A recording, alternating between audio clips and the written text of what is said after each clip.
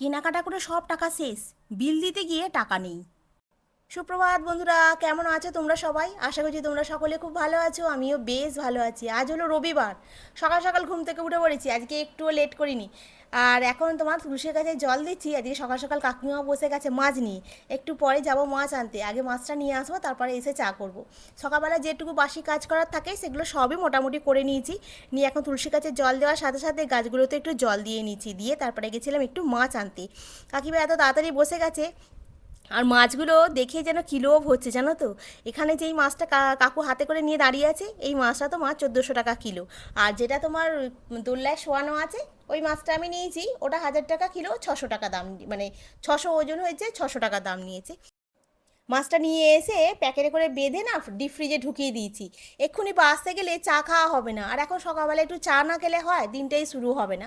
ওই জন্য এখন একটুখানি তোমার চা বানালাম। চায়ের মধ্যে একটুখানি আদা দিয়েছি যেমন দিই, দিয়ে চাটা বানিয়ে খেলাম। খেয়ে দিয়ে চায়ের বাসনগুলো পড়েছিল, ওই না ধুয়ে ফেলি, কারণ এখন যদি মাছটা নিয়ে বাসতে বসি আবার চায়ের বাসনগুলো থাকবে সবেতে ইলিশ মাছ, ইলিশ মাছ গন্ধ হয়ে যাবে। একটা সময় ছিল না, সেই গ্লাসে ইলিশ মাছ গন্ধ, তে ইলিশ মাছ গন্ধ খুব বাজে লাগে জানো তো। খুব এই ইলিশ মাছ খেতে ভালো লাগে, তারপরে এখানে ওখানে গন্ধ ছাড়লে ভালো লাগে না।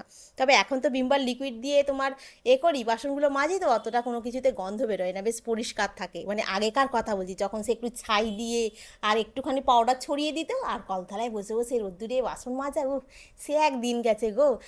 পুরো পুরে একদম অস্থিচরণ সার, পিঠটা হাতটা না দেখলে বিশ্বাস করো না, তখন তো শাড়ি পরতাম, পিঠটা পুরো পুড়ে ঝামা হয়ে গেছিলো, হাতটা মানে আমার যে গায়ের কালারটা সেটাই নষ্ট হয়ে গেছিলো। আমি বলছি না আমি একদম দুধে আলতা ফর্সা, কিন্তু তা হলো, এই যেটুকু ছিল সেটুকু পুরো নষ্ট হয়ে গেছিলো। পাউরুটিটা আজকের কেনা না, সেদিনকে যে কেনা হয়েছিল না, 3 পিস দেওয়া হয়েছিল অফিসে, আর 2 পিস খাওয়া হয়েছিল, আরও 2 পিস মতো ছিল। আজকে টিফিনে মাত্র 2 পিস পাউরুটি ছিল, ঠিক আছে। এবার 2 পিস পাউরুটি দিয়ে আমি কি করব? ওই জন্য এখানে একটুখানি তোমার শশা, একটু পেঁয়াজ, একটুখানি কাঁচা লঙ্কা কেটে রেখেছি, আর এখানে আরেকটু শশা আছে, দুপুরবেলা যদি খাওয়া হয় হবে। আর এই যে এখানে করে রেখে দিয়েছি, ঠিক আছে। এইটাতে কি আছে বলো তো, তালের পুরিটা না সেদিনকে যে করছিলাম লাস্টে, এই 3টে 4টের মতো আমি ওখানে দিয়ে, আর ওখানটাতে বসে বসে রিলস দেখছিলাম। তার রিলসটা একটু এমোতে গেছে, ওটা আর খাওয়া যাবে না, খেলে অম্বল হয়ে যাবে ওটা। আর তালের ফুলি আর নেই, সব শেষ। তো যাই হোক, এখন আমি ওই টিফিনটা খাই, খেয়ে দিয়ে তারপরে মাছটা ভাজবো। মাছটা নিয়ে এসে ফ্রিজের মধ্যে ঢুকিয়ে দিচ্ছি। আজকে সকালবেলা এদিকের কাজ করে 7টার সময় দেখি কাকিমা বসে গেছে, এই জন্য বলি না আগে মাছটাকে নিয়ে চলে আসি। মাছটা নিয়ে চলে আসলে কি বলো তো, ভিড়টা কম হবে, রবিবারের বাজার, আজকে সবাই যাবে মাছ ফাছ কিনতে। ওই জন্য নিয়ে চলে এসেছি। একটা বড় ইলিশ, যেটা ওটা হচ্ছে 1400 টাকা। ওটা তোমার মানে বললো পুরো 1 কিলোই হবে, পুরো 1400 টাকায় নিতে হবে। আমি বললাম যে 1400 টাকা দিয়ে মাছ খাওয়ার মতো আমার ইচ্ছা নেই, তুমি কমে দেখাও। আর আরেকগুলো তোমার 500 টাকা করে কিলো দেখাচ্ছে, সেগুলো একদম একটু একটু। আর এইটা তোমার 1000 টাকা কিলো, ওজন হয়েছে তোমার 600। আর একটা দেখিয়েছিল 1000 টাকায় কিলো, 700, 750 ওজন হচ্ছে, বলছিল 700 নেবো। কি না, অত দামি দিতে হবে না তোমায়, তুমি 600 টাকারটাই দাও, ওটা নিয়ে যাই। বললো 500 টাকা করো না। বললো না, কাকিমার কাছে মাছটা এমনি ভালো হয়, কিন্তু দামটা ঝপ করে কমায় না কাকিমা। তো চলো, তনু এই বাথরুমে গেছে বলে আমি বলি হয়ে গেছে, টিফিনটা দেবো। আর আমিও খাবো, খেয়ে দিয়ে তারপরে ঘর দালানটা মুছবো। মুছে আজকে তো যেহেতু ইলিশ মাছের ঝাল, তেল ভাত, আর কিছু হবে না, তো বেশিক্ষণ তো লাগবে না, না ওটা গরম গরম করলেই হয়ে যাবে। তো এই খেয়ে দিয়ে ঘর দালানটা মুছে নিই, আজকে এক জায়গায় যাবো। এখনই বলছি না কোথায় যাবো, ঠিক আছে। তো যাবো, তোমাদেরকে দেখাবো কোথায় যাওয়া হচ্ছে আজকে। তো চলো, এখন টিফিনটা খাই, ও বেরোলে টিফিনটা খাই। আজকে ওখান থেকে বেরোতে পেরেছিলাম বলে, আজকে গোপালের ইচ্ছায়, ভগবানের আশীর্বাদে, সকলের ভালোবাসায় আশীর্বাদে না, তবু এখন একটু মানে মানুষ যেরমভাবে বাঁচে সেইভাবে আমি বাঁচতে পারছি, ঠিক আছে। কেন কি আমার এমনই তখন অবস্থা ছিল, ফ্যাসা মাছগুলোকে নিয়ে এসে বলতো ইলিশ মাছ, তাও বেলা 12টা 1টার সময়, সেই পেট ফেট তো গলে ছড়ফুটে যেত। আর না করলে, না বেঁচে পরিষ্কার করে রাখলে অশান্তি, ছোড়াছুড়ি, ভাঙাভাঙি, মানে কী না হয়েছে। মানে কি বলবো, আর একটা গল্প বলবো বিয়ের পরে, সেটা ছিল, সেটা তোমরা শুনলে তো হেসে হেসে মরে যাবে, মানে কি বলবো। এরকম সাইজে ইলিশ মাছ যখন ধরো পাশের বাড়িতে নিয়ে আসতো, যখন ধরো ধুতো কলতলাটা সামনেটা বসে, কিংবা ওরা যখন ভাজতো রান্না হতো না, তখন গন্ধটা বেরোতো, তো তখন বিশ্বাস করবে না কি খেতে ইচ্ছা করতো। কিন্তু বিশ্বাস করো, একটা দিনের জন্য বাড়িতে ইলিশ মাছ হতো না। ওই ফ্যাসা মাছগুলোকে নিয়ে আসতো, নিয়ে এসে আমাদের বলতো যে এটা ইলিশ মাছ। কিন্তু ওই পাশে কাকিমারা তো যখন কলতলায় ধুতাম, তখন তো দেখতে পেতো না।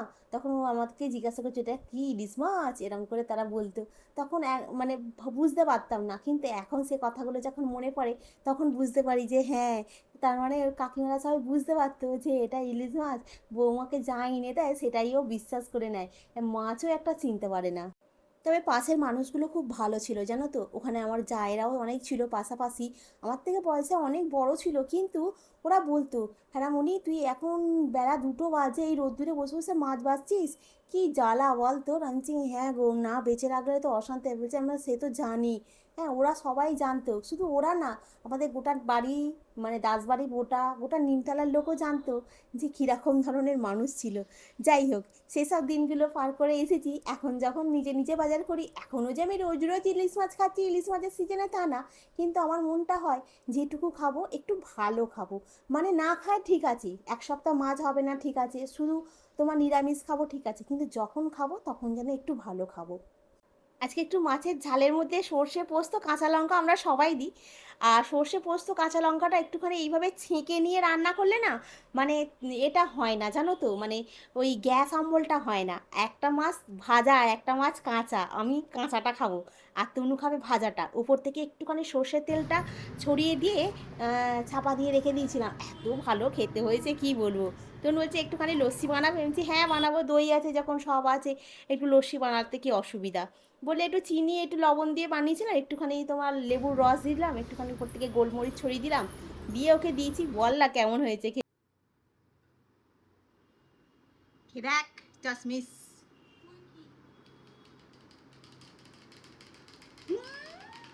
চশমিস, চশমিস কি করছিস চশমিস? আমার জন্য আছে, কি তোর ভালো করে খাওয়াবি। ভালো লাগছে?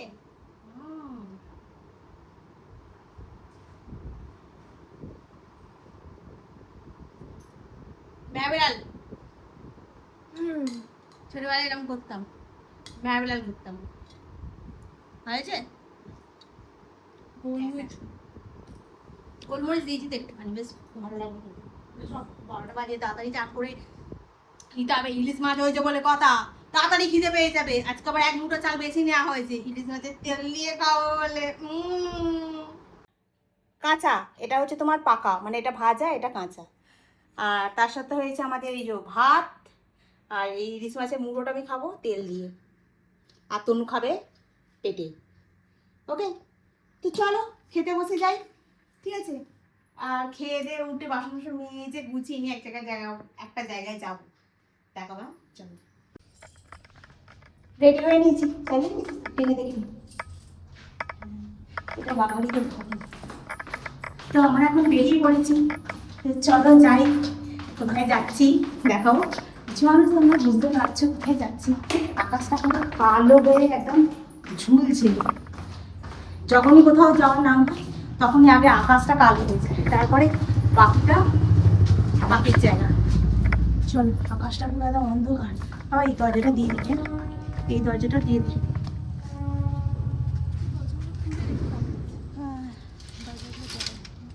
চলো,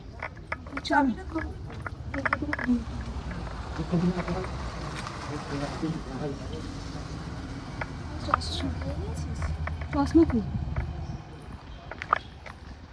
আকাশটা পুরো কালো হয়ে গেছে একদম। না তোকে কালো লাগে না, ওটা ভালো লাগাচ্ছে, ভালো লাগাচ্ছে না, ভালো লাগাচ্ছে। আমার মুখটা ভাবলাম যে ব্যায়াম করতে গিয়ে কালো হয়ে গেল। আমি এত মোটা হয়ে গেছি, আমার একটা জামাও গায়ে হচ্ছে না। আমি লাস্টে ব্যায়াম করা চালু করে দিলাম, তাতে মনে হচ্ছে না একটু একটু লুজ হচ্ছে নিজের শরীরটা। চলো এখন রাখি, টোটোয় উঠি, অমিতের সঙ্গে দেখা হোক। এটা আমার ব্যাগ নেবে, নিতে পারবে না, তাও নেবে একটা ব্যাগ, তাও নিতে পারবে না। এবার ঢুকতে পারি।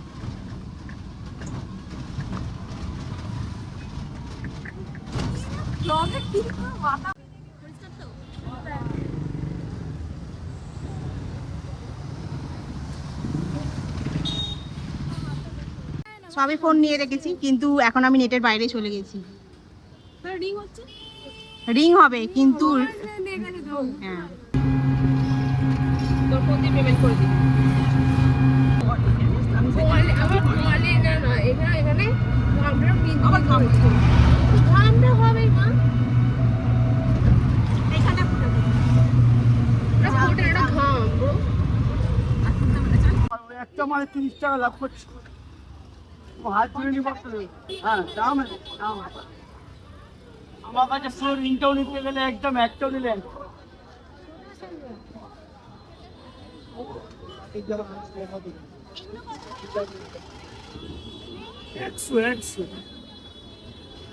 ঠিক আছে বল।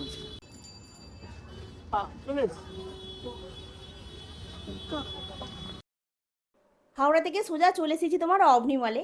অবনি মলেতে কিছু কেনাকাটা করব। বুলু বুলু ছেলে ওর মেয়ে সামনে সামনে যাচ্ছে, আমি আর তনু পিছন পিছন যাচ্ছি। আর আমাদের হাতেও একটুখানি ব্যাগ ফ্যাগ ছিল, আর তো তারপরে তনু তামাতে একটুখানি গল্প করতে করতে যাচ্ছি। আর যাই হোক, ওখানেও হাওড়াতে কিছু কেনাকাটা যেহেতু হয়েছে, এবার আমি তো একটা লিমিটেড আর কি টাকা নিয়ে এসেছি। আর আমাদের অবনি মলেতে একটু মুদিখানাগুলো আমার একটু সুবিধা হয়, যেমন ফ্লিপকার্টে না এখন তোমার আউট অফ স্টক দেখাচ্ছে বলে ফ্লিপকার্ট থেকে আমি মাল তুলতে পারছি না, বলি তাহলে অবনি থেকে তুলে নেবো। বুলুও তুললো, আমিও তুললাম। কিন্তু সমস্যাটা কি হয়েছে, আমার কাছে যে টাকাটা আমি নিয়ে গেছিলাম সে টাকাটা আমি হাওড়াতে কিছু খরচা করে ফেলেছি, ঠিক আছে, এটা ভালো টাকাই খরচা করে ফেলেছি। এবারে অবনি মলে যখন তোমার মার্কেট করা হয়ে গেছে, যখন তুমি লাইনে দাঁড়িয়ে যখন বিলটা পেমেন্ট করবো, আমার বিল হয়েছে তোমার 3,000 টাকা। এবার 3,000 টাকা বিল হয়ে গেছে, 3,000 টাকার একটু বেশি হয়েছে, মানে 3,067 টাকার মতো বিল হয়েছে, ঠিক আছে। আর এখানে আমরা এখন আইসক্রিম খাচ্ছি। এবারে তনুর একটা ব্যাংকের লিমিট আছে, ঠিক আছে, ওর লিমিট হচ্ছে তোমার একটা মাসে 10,000 টাকা পর্যন্ত খরচা করতে পারবে, তারপরে তোমাকে আর টাকা তুলতেও পারবে না, খরচা করতেও দেবে না। আর আমি যে ক্যাশটা নিয়ে গেছিলাম ওখানে তো আমি হাওড়া কিছু খরচা করে ফেলেছি। এবার যখন সমস্ত কিছু এখান থেকে কেনাকাটা হয়ে গেছে তখন দিয়ে দাঁড়িয়ে আছি।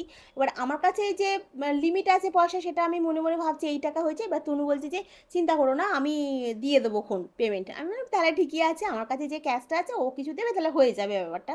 এবার আমার ইউপিআইতে যে টাকাটা আছে সেটাও খুব সামান্য, মানে পেমেন্টটা হবে, মানে আমি যে থাক ওই ইউপিআইয়ের টাকাটা যাতে অন্য কোনো কাজে ফাজে লাগে।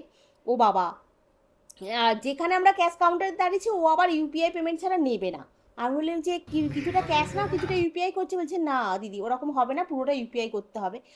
আর যাই হোক ইউপিআই করলাম, কিন্তু তনু যখন পেমেন্ট করতে গেছে তখন পেমেন্টটা নেয়নি, পেমেন্ট ফেলিওর দেখাচ্ছে। এবারে তো মাথায় হাত পড়ে গেছে, কী করে পেমেন্ট করবো রে বাবা।